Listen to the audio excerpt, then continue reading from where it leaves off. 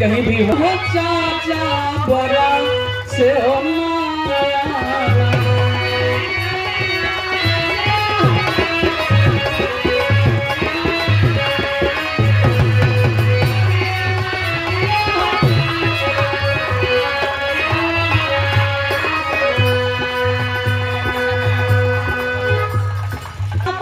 सेवक हो चाचा बड़ा से हो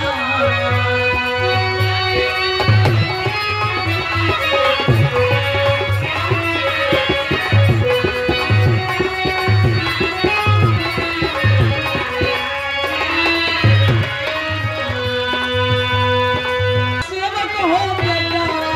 बड़ा से हो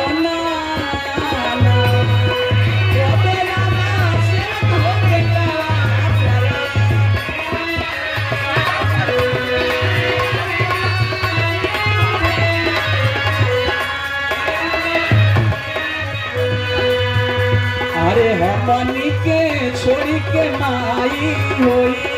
गईलू सापना हमनी के छोड़ी के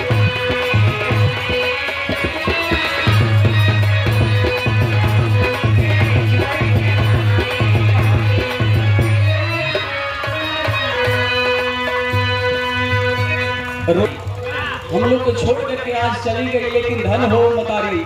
जो इस बाग को, इस बगीचा को हरा भरा करके गई है। रमेश भैया जहाँ धारी के हो ना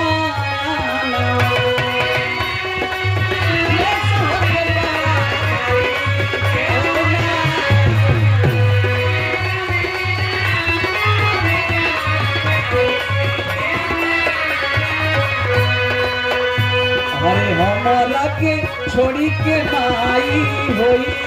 गईलू सा